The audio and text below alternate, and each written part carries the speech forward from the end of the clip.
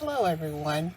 Today's topic is Expanded Core Curriculum for students who are deaf or hard of hearing. Hi, I'm Heather Hall, Kentucky School for the Deaf Outreach Consultant for the Kentucky Valley Educational Cooperative. Did you know that students who are deaf or hard of hearing have their own curriculum? In Kentucky, students who are deaf or hard of hearing do not only work through the Kentucky academic standards, but an additional set of standards known as the Expanded Core Curriculum for students who are deaf or hard of hearing, also known as ECC-DHH. These standards address vital skills that students must have to make a successful transition into higher education or the workplace. Why do we need an expanded core curriculum for deaf and hard of hearing students?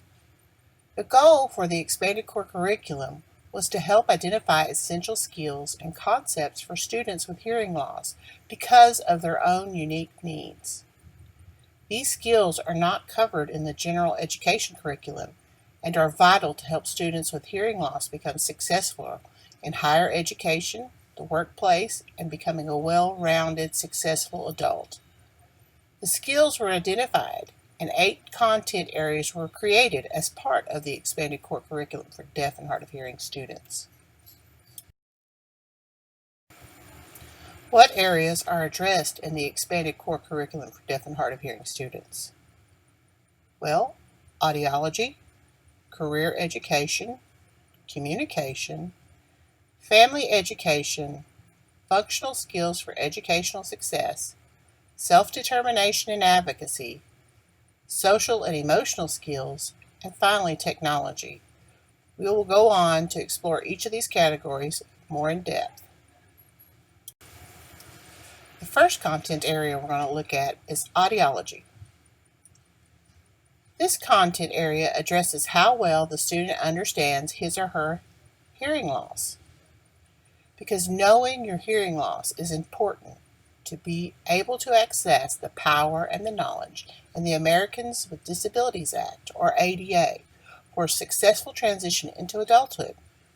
This section empowers the student to understand their hearing loss, amplification management, such as hearing aids, cochlear implants, and FM systems, and etc., and the environmental management, how they manage background noise and visual barriers.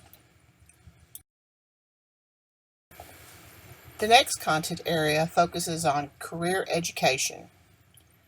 The better transitional skills a student has, the better chance that they're going to transition into adult responsibility and challenges more successfully.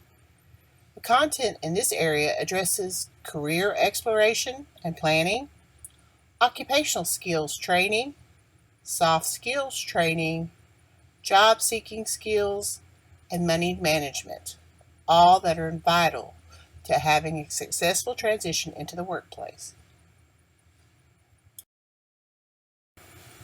The next content area is communication.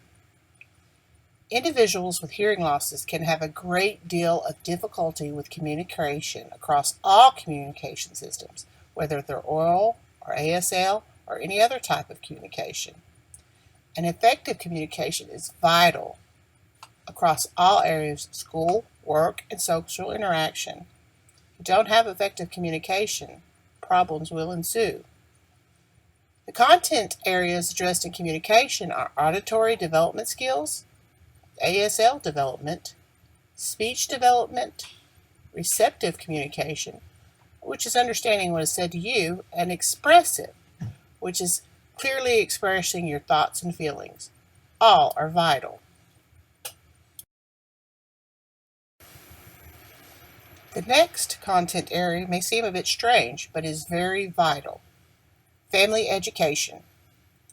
Data indicates that early intervention can make a huge impact on success for the individuals with hearing losses. This starts at home with the family and helping them to address their child's unique needs. Content in this area addresses understanding hearing loss, amplification, family and child interaction, communication strategies, educational and transition, and resource and technology. It all begins at home. The next content area we're going to look at is functional skills for educational success. Incidental learning is impacted by hearing loss. Incidental learning is overhearing or picking up from a conversation important information. Kids with hearing loss can't do this very well.